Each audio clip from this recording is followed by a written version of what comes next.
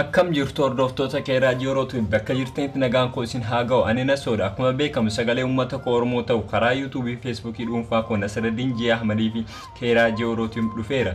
Akkana simattan abdiin qaba. Warroonni YouTube qofaa raawwatan subscribe, like, share gochuun sagalee uummata Oromoo ta'a. Har'a Qomoowwan koo biyyoota Arabaa keessatti rakkachaa jiran argitaniirtu ta'a. Akkuma beekamu ilmaan Oromoo biyya isaanii irraa ari'amanii biyyoota Arabaa hedduu keessatti rakkachaa akka jiran odeeffannoo hedduu argadheera. Hordoftoota koo ilmi namaa biyya ofii keessaa mootummaa abbaa irreetiin ari'amee yookaan haaluma jireenyaa itti qaalessanii biyyaa baasuun waanuma jiru.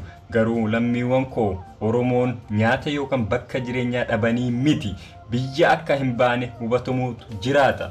Egaa lammiiwwan koo biyya Itoophiyaa jedhamtu keessatti gadadoon hidhaan ajjechaan baqadhee biyyaa bahee jiraadha jechuun bishaan baharaa fi saharaa dheeraa Jibuutii fi Yaman danda'anii Saudi Arabiyaa dhaqee jireenya koo fooyyeessa jechuun doonii yaabbatanii gariin osoo Saudi Arabiyaa hin gahin nyaachaa fi allaattiin nyaataman, gariin akka carraa tahee lubbuu isaanii tufanii biyya dimokiraasiin hin jirre biyya waraqaa jireenyaa namaaf hin laanne gahan. Haaluma kana keessatti mootummaan Saudi Arabiyaa namoota waraqaa eenyummaa biyya isaanii hin qabne poolisii yookaan shorxaan qabee mana hidhaatti galcha. Haalli jireenya mana hidhaa immoo waan gaarii jedhanii dubbachuun nama qaanessa. Haa ta'u yeroo mootummaa duraanii uummanni Oromoo biyya Saudi Arabiyaa keessa jiru yoo hidhame nagaan gara biyya gala ture. Har'a wanti sun hunduu ni jijjiirame. Obboleewwan koo shamarranii mana hidhaa keessatti of ajjeesan argina.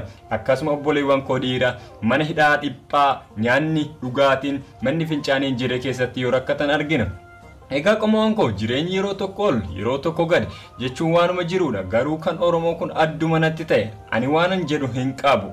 Rabbii ijoollee keenya biyya Saudi Arabiyaa jiraataniif haa dhaga'u.